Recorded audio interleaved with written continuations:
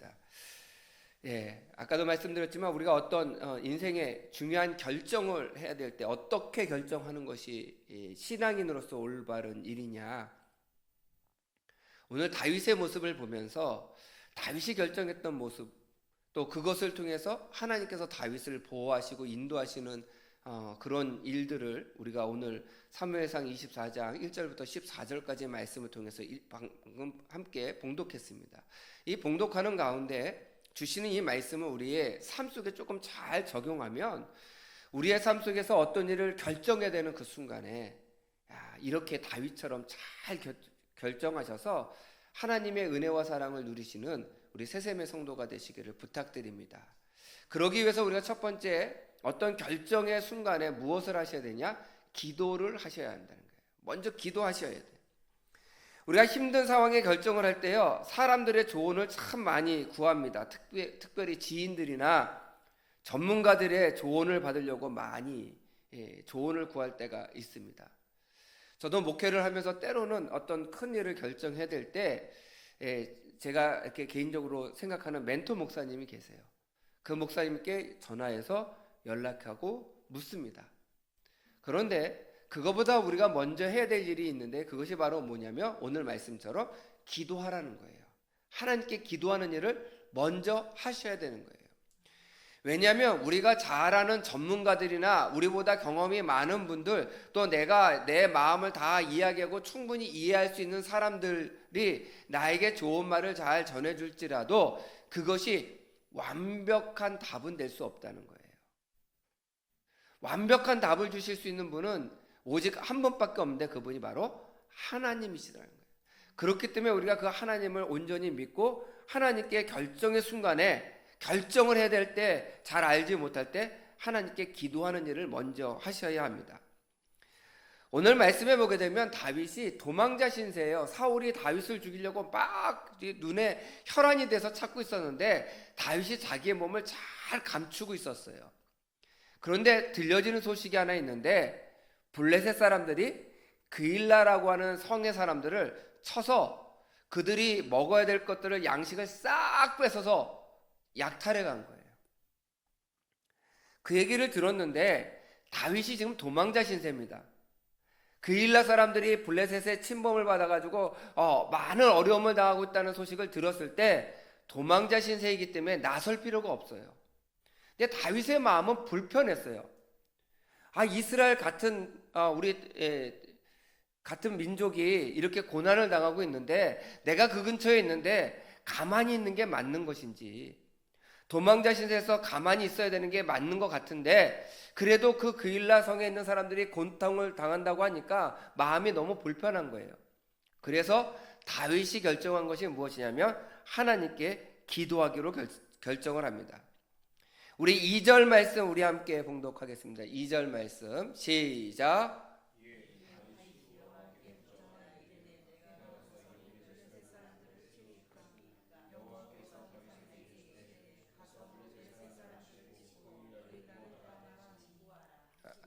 아멘. 다윗이 이렇게 묻는 거예요. 하나님, 제가 그일라하고 블레셋하고 지금 전쟁 중에 있는데 그일라 사람들이 너무 어려움을 겪는 걸 제가 들었습니다. 가서 전쟁할까요? 사실은 다윗은 하나님께 기도하지 않아도 명분이 많습니다. 같은 민족을 구원하는 일이고요, 선한 일이고요, 사람을 구원하는 일이니까 선한 일이에요.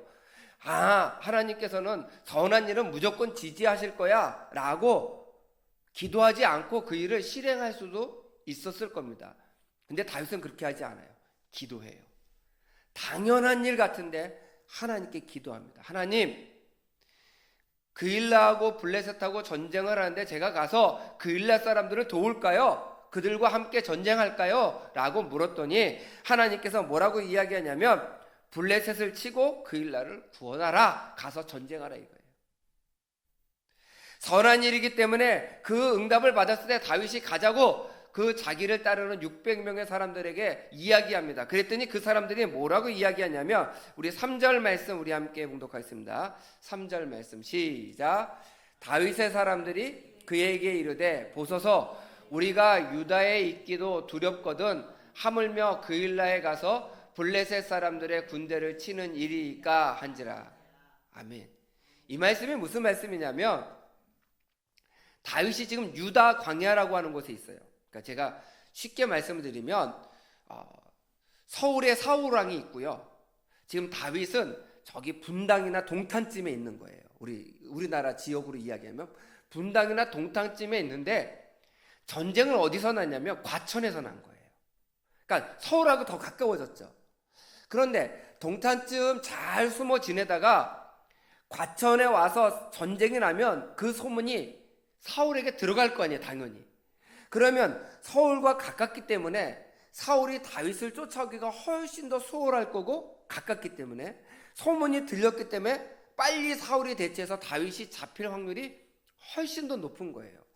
그러니까 다윗을 따랐던 다윗의 부하들이 생각해 보세요. 상식적으로 지금 우리가 동탄에도 겨우 숨어 있는데 과천까지 와가지고요 잘못 전쟁을 하다가 서울에 있는 사울이 알아보세요. 그러면 우리 다 잡혀 죽게 됩니다. 안 됩니다. 반대했어요. 그랬더니 다윗이 이렇게 이야기할 수도 있습니다. 내가 하나님께 기도했는데 하나님이 전쟁하라고 하셨어. 그러니까 무조건 해야 돼. 이렇게 이야기할 수도 있는데 다윗은 어떻게 했냐면 4절 말씀 우리 함께 봉독하겠습니다. 4절 말씀 시작. 다시 묻자온데 여호와께서 대답하여 이르시되 일어나 그일라로 내려가라. 내가 블레셋 사람들을 내 손에 넘기리라 하신지라. 아멘. 다시 기도했어요. 다윗이 다시 기도했다는 거예요. 여기서 중요한 것은요 다윗을 위해서 이야기하는 사람들의 이야기를 무시하지 않았어요.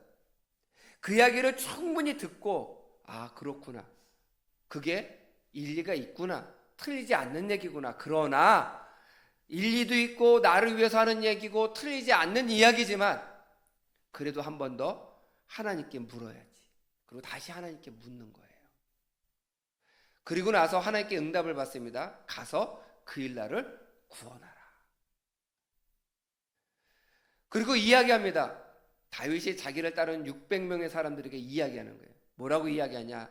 당신들의 이야기가 타당하다고 생각을 해서 내가 그것을 가지고 다시 한번 하나님께 기도했더니 하나님께서 나에게 응답해 주셨는데 그래도 가서 전쟁하라고 하시더라.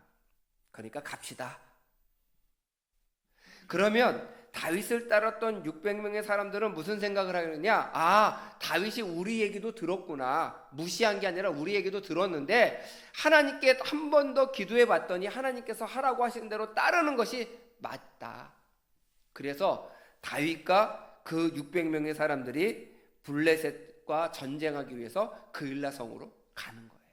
가서 전쟁합니다. 그리고 나서 하나님께서 약속하여 주신 것처럼 하나님께서 그 다윗에게 힘을 주시고 그 600명의 사람들에게 힘을 주셔서 블레셋을 완전히 물리치고 그일라 사람들을 구원해내요. 얼마나 신이 나겠어요. 역시 다윗과 600명의 사람들은 이랬을 겁니다. 하나님의 말씀대로 했더니 이렇게 승리하도록 만들어 주시는구나. 아멘, 할렐루야 외치면서 하나님께 영광을 돌렸을 겁니다. 바로 이런 모습처럼 우리가 어떤 일을 결정해야 될 때, 우리 성도 여러분들 만약에 이사를 가야 될 때도요, 어디로 가야 될지 잘 모르겠으면 먼저 하나님께 기도하세요. 미리 정하지 마시고 하나님께 충분히 기도하고 물어보세요. 하나님께서 여러분들의 그 길을 인도해 주실 줄 믿습니다. 어떤 중요한 결정을 해야 될 때, 여러분들의 진로를 결정해야 될 때 하나님께 충분히 기도하세요. 그리고 하나님께서 말씀하시는 대로 순종하여 그 길을 가시는 우리 세세매 성도가 되시기를 간절히 부탁드립니다. 그렇게 기도를 하고 하나님의 인도하심을 따라 나가서 전쟁을 했더니 이겼어요. 그일라 사람들을 구했어요. 그런데 그 다음에 나오는 말씀이 뭐냐면 기대와 기도한 것과 다른 결과가 나올지라도 우리는 인내하고 기다릴 수 있는 모습을 가지셔야 된다는 거예요. 그게 무슨 이야기냐? 그일라 사람들을 구원했는데 그일라라고 하는 곳에서 지금 다윗이 블레셋과 전쟁했다라고 하는 소문이 사울 왕까지는 사실은 들리지 않았었는데 그일라 사람들 중에 한 사람이 어떻게 했냐면 사울에게 알립니다. 우리 7절 말씀 우리 함께 봉독하겠습니다. 7절 말씀 시작.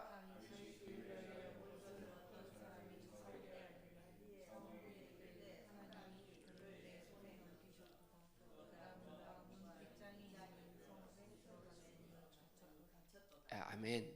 이 말씀이 무슨 얘기냐면 그일라에 있던 어떤 사람이 사울에게 쪼르르 달려가 가지고요 잃은 거예요. 다윗이요 그일라에 있습니다. 우리를 구원했어요. 그때 사울이 그 얘기를 딱 듣고 가깝잖아요. 예루살렘에서 가깝잖아요. 그리고 그일라 성에 들어가 있으니까 야, 문 닫고 문 빗장을 다 잠근 성에 딱 갇혀 있는 그 형세인 거예요. 그래서 사울이 볼 때 뭐라고 이야기하냐면 여기서 놀라운 게 있습니다. 7절 말씀에 보니까 사울이 이르되 하나님이 그가 누구예요? 다윗이죠. 하나님이 다윗을 내 손에 넘기셨다. 그런데 사울이 다윗을 하나님께서 사울의 손에 넘기셨다라고 말씀하셨나요? 사울이 기도하고 물어봤나요? 전혀 그렇지 않아요. 우리가 이 말씀을 좀 잘 들으셔야 합니다. 다윗이 그일라에 있다라고 하는 소식을 듣는 순간 사울은 하나님께 기도하지도 않았습니다. 다윗을 죽이려고 하는 마음이 앞섰어요. 근데 그 소식을 듣는 순간 야, 이제 내가 원하던 것을 이루게 되었구나. 근데 그것을 자기의 뜻이라고 드러내놓으면 문제가 될 수 있고 시기하는 왕이 될 수 있기 때문에 뭐라고 이야기하냐? 하나님이 나에게 그를 넘기셨다. 기도도 하지 않고. 오늘 우리 절대로 이런 성도가 되셔서는 안 됩니다. 하나님께 물어보지도 않고 하나님의 뜻이 꼭 내 뜻과 동일한 것처럼 이야기해서는 안 됩니다. 하나님께 늘 먼저 기도하셔야 돼요. 그러면 다윗의 입장에서, 그건 사울의 입장인 거예요. 다윗의 입장에서는 얼마나 억울하겠어요. 자기의 목숨을 걸고 위험한 것도 알고 자기 부하들은 다 말렸음에도 불구하고 하나님의 응답을 받고 그일라에 가서 그들을 구원해냈는데 그들이 사울 왕에게 쪼르르 달려가 가지고 다윗이 여기 있습니다 라고 알려줬으니까 다윗은 이제 죽은 목숨인 거예요. 목숨이 위태로운 거예요. 다윗이 원했던 결과와는 다른 결과가 나온 거예요. 그럴 때 다윗은 다시 한번 하나님께 기도합니다. 11절과 12절 말씀 두 절이지만 우리 함께 봉독하도록 하겠습니다. 11절과 12절 시작. 그일라 사람들이 넘기겠나이까? 주의 종이 들은 대로 사울이 내려오겠나이까? 이스라엘의 하나님 여호와여 원하건대 주의 종에게 일러 주옵소서 하니 여호와께서 이르시되 그가 내려오리라 하신지라. 12절도요. 다윗이 이르되 그일라 사람들이 나와 내 사람들을 사울의 손에 넘기겠나이까 하니 여호와께서 이르시되 그들이 너를 넘기리라 하신지라. 아멘. 만약에 우리 성도님들이요 어떤 사람이 어려워서 도왔어요. 근데 그 사람이 배신을 했어요. 세상 말로 뒤통수를 쳤어요. 이렇게 다윗이 그일라 사람들을 구원했는데 그일라 사람들이 사울이 내려와서 다윗을 잡으려고 한다. 그러니까 그일라 사람들 여기 있습니다. 다윗 잡아가세요라고 하겠습니까? 물어봤더니 하나님 그렇게 하신다는 거예요. 그일라 사람들 그렇게 할 사람이더라고요. 그럼 다윗의 입장에서는 얼마나 억울하고 이건 내가 원하던 결과가 아닌데 어떻게 나한테 이럴 수가 있어. 나는 은혜를 베풀었는데 은혜를 도리어 원수로 갚어? 라고 할 수 있는데 다윗은 그 분노함으로 행동하지 않고 하나님께 기도했다는 거예요. 기도했다는 거예요. 우리가 기대한 결과와 다르게 우리의 삶 또는 내가 결정한 것이 내가 생각한 것과 다르게 결정될 때가 있습니다. 그런데 그럴 때 우리는 인내하고 기다릴 수 있는 그런 성도가 되셔야 돼요. 하나님께서는요, 지금 당장은 내가 불리한 것 같고, 내가 손해보는 것 같고, 나를 정말 이렇게 억울한 일을 당하게 만드는 일이 내 삶 가운데 일어난 것 같지만 결국 하나님께서 나를 구원하시는 분이시라는 거예요. 나를 어렵도록 끝까지 만드시는 분이 아니라고 하는 뜻입니다. 다윗은 다시 한번 기도합니다. 내가 원하지 않는 결과가 일어났지만 다윗은 다시 한번 기도합니다. 그리고 하나님께 어떻게 해야 될지를 물어봅니다. 만약에 저 같으면요, 제가 다윗 같았으면 이랬을 것 같아요. 하나님, 제가 이 그일라 사람들에게 은혜를 베풀었는데 이 사람들은 도리어 은혜를 원수로 갚습니다. 하나님, 제 대신 이 사람들을요 징계해 주세요. 벌레로 주세요. 아마 이랬을지 몰라요. 근데 다윗은 그렇게 하지 않았어요. 끝까지 기도하고 하나님의 뜻을 간구했습니다. 그리고 묻습니다. 하나님, 우리가 떠나야 될까요? 어떻게 해야 될까요? 라고 이야기할 때 하나님께서 다시 한번 말씀하세요. 그일라를 떠나라고 말씀하세요. 그래서 그 말씀에 순종하기 시작합니다. 우리가 기도하면서 그 기도의 말씀에 순종했음에도 불구하고 내가 생각했던 결과와 다른 결과가 일어날지라도 우리 성도 여러분들 속상해하거나 억울해하거나 여러분들 마음 가운데 힘든 마음을 갖지 마시기를 부탁을 드립니다. 그건 과정이에요. 결과적으로는요 반드시 하나님은 나에게 좋은 것을 베풀어 주십니다. 그래서 그 과정 가운데 내가 원하지 않는, 내가 기대하지 않는 다른 결과가 일어났을지라도 낙심하지 마시고 하나님의 인도하심을 끝까지 구하는 우리 세세매 성도가 되시기를 간절히 부탁드립니다. 그러면서 마지막으로 드릴 말씀이 뭐냐면 하나님의 인도하심을 따라 살아가시기를 부탁을 드려요. 오늘 14절 말씀 우리 함께 봉독하겠습니다. 14절 말씀 시작.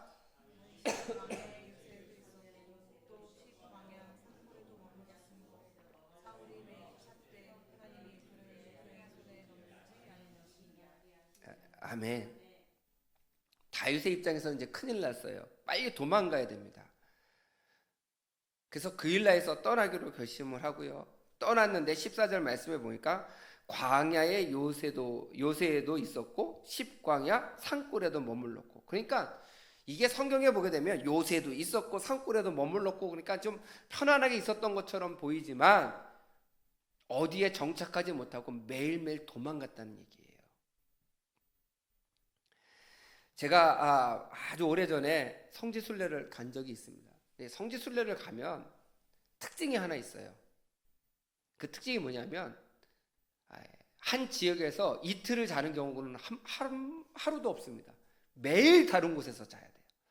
그래서 호텔에 밤늦게 들어가거든요. 성지순례를 여러 군데를 봐야 되니까 새벽같이 일어나서 차 타고 가가지고 거기서 막 성지를 보고 하고 저녁을 먹고 호텔에 들어오면 보통 한 8시쯤 돼요. 그러면 씻고 너무 하루 종일 걸었기 때문에 너무 피곤해서요 바로 자기 바빠요. 자면요 아침 6시에 밥 먹고 7시에 출발합니다. 또 다른 호텔을 가야 돼요. 그렇게 10박 12일, 그러니까 이제 비행기에서 하루 자니까 그렇게 가거나 아니면 12박 14일 이렇게 2주를 가는 경우들이 성지순례가 대부분이 많은데, 그 성지순례를 가다 보니까 나중에는 너무 피곤한 거예요. 왜냐하면 매일 짐을 싸야 되잖아요. 그리고 짐도요 나중에는 처음에는 막 이것저것 가방도 펼쳐놓고 막 이렇게 했는데 나중에는 그것도 귀찮으니까요 짐은 다 그대로 싸놓고요 세면 도구만 겨우 꺼내서 쓰고요. 그리고 필요한 거는 그때 가방으로 그때 쓰는 거예요. 왜냐하면 바로 내일 새벽같이 나가야 되니까. 그래서 제가 이 성지순례를 가면서 느낀 건 뭐냐면 매일매일 다른 곳에서 자야 되고 짐을 매일매일 싸야 되니까 어떤 생각이었냐, 이게 나그네 같은 인생이 이런 인생인가 보구나, 이렇게 피곤하고 힘든 인생이구나 라고 하는 걸 제가 경험했어요. 오늘 다윗이 오늘 본문에 보니까 광야에 요새도 있었고 십광야에도 있었고 어디 한 곳에 오랫동안 머물러 있지 못했다라고 하는 거예요. 그리고요 이스라엘이요 우리나라처럼 큰 나라가 아니에요. 우리나라의 강원도만한 크기예요. 이스라엘 전체가 강원도만한 크기예요. 강원도. 그런데 그 강원도만한 크기에 다윗을 따르는 사람이 한 600명 됐거든요. 600명의 사람들이 우르르 몰려다니는데 사람의 눈에 안 띄겠어요? 그런데 사람의 눈에 띄기가 쉬웠기 때문에 다윗이 움직일 때는 밤늦게 움직이는 거예요. 그리고 낮에는 어디에 굴에 있든지 어디에 있든지 조용히 쥐죽은 듯이 있는 거예요. 그러니까 얼마나 피곤한 삶을 살겠어요. 근데 오늘 중요한 말씀이 있습니다. 14절 말씀 맨 끝에 말씀해 보니까 사울이 매일 찾대. 사울이 매일매일 다윗을 찾았어요. 그렇죠? 죽이려고 매일매일 찾았어요. 그런데 그 다음 나오는 말씀이 뭐예요? 하나님이 그러니까 그러니까 다윗이죠. 다윗을 사울의 손에 넘기지 아니하시니라. 이 말씀이 은혜의 말씀이에요. 강원도 좁은 땅에 600명의 사람들이 우르르 몰려다닙니다. 또 사울이 가까운 데서 전쟁했기 때문에 금방 쫓아왔습니다. 잡히는 것이 당연하게 보일 그 순간에 하나님께서 하나님의 말씀에 철저히 순종해서 그일라 사람도 구원하고 또 그 그일라 사람들을 구원한 다음에 배신도 당했지만 하나님께 기도하고 하나님의 뜻대로 인도하심을 따라 오늘은 여기 내일은 저기 방황하는 삶을 살았지만 그 방황하는 삶 속에서 하나님께서 다윗에게 은혜를 주시는데 어떤 은혜를 주셨느냐? 오늘 본문 말씀처럼 사울이 다윗을 죽이려고 매일매일 찾았지만 하나님께서 그를 사울의 손에 넘기지 아니하셨다. 다르게 표현하면 이겁니다. 사울이 눈을 부릅뜨고 다윗을 찾았지만 다윗을 찾을 수 없었더라. 사실 이 말씀은요 거의 불가능한 말씀입니다. 다윗의 군대도 600명의 군대가 있었지만 사울의 군대는 훨씬 더 많은 사람들의 군대가 있었어요. 사람을 널리 펼쳐놓고 다윗을 찾는데 못 찾았겠습니까? 찾기 쉬웠을 겁니다. 그런데 하나님께서 그들의 눈을 가리신 거예요. 찾지 못하도록 만드신 거예요. 결국 하나님의 인도하심을 따라 살았던 이 다윗은 그일라 사람도 구원하고 자기의 생명도 구원받는 하나님의 은혜를 경험할 수 있었다는 거예요. 저는 우리 새샘의 성도님들이 오늘 말씀을 잘 들으셨으면 좋겠습니다. 우리의 삶 가운데 어떤 일을 결정해야 되는 그 순간에 오늘 다윗이 보여줬던 것처럼 하나님께 간절히 기도하시기를 부탁드려요. 그리고 하나님께서 내 길을 인도하시는 대로 내가 생각했던 기대와 다른 결과가 있을지라도 하나님은 나에게 반드시 좋은 것을 주시는 분이시야. 그렇기 때문에 그것을 믿고 하나님께서 날마다 나를 옮겨주시고 이끌어주시고 인도해 주실 때 그 인도하심을 따라 살아가는 성도가 되시기를 간절히 부탁드립니다. 그러면 하나님께서 결국 그를 그 원수의 손에서 구원해 주시는 거예요. 이사야서 30장 2절 말씀에 보면 이렇게 되어 있습니다. 그들이 바로의 세력 안에서 스스로 강하려 하며 애굽의 그늘에 피하려 하여 애굽으로 내려갔으되 나의 입에 묻지 아니하였도다. 이사야 당시에 히스기야 왕이 지도자들과 함께요 애굽에 내려가 가지고요 우리 좀 도와주세요. 아수르가 우리를 치려고 합니다. 우리 좀 도와주세요. 막 사정사정해요. 그런데 성경에는 뭐라고 이야기했냐면 여호와의 입에 묻지 않았다는 거예요. 하나님께 기도하지 않았다는 거예요. 그 당시에 애굽이 엄청나게 강한 국력을 갖고 있었습니다. 그래서 애굽에게 가서 빌기만 하면 이스라엘은 구원받을 거라고 생각하고 그곳에 가서 구원해달라고 이야기하지만 하나님께 묻지 않았다는 거예요. 결국 이스라엘은 그것으로 말미암아 멸망하게 됩니다. 다윗은 결정해야 되는 순간순간마다 하나님께 물었습니다. 그랬더니 하나님께서 그를 어려운 순간순간마다 지켜주시고 보호하여 주셨어요. 저는 우리 새샘의 성도님들이 어떤 상황에 결정을 해야 되는 그 순간에 하나님께 묻고 결정할 수 있는 우리 성도님들이 되셔서 하나님의 인도하심을 날마다 체험하시기를 주님의 이름으로 간절히 축원드립니다.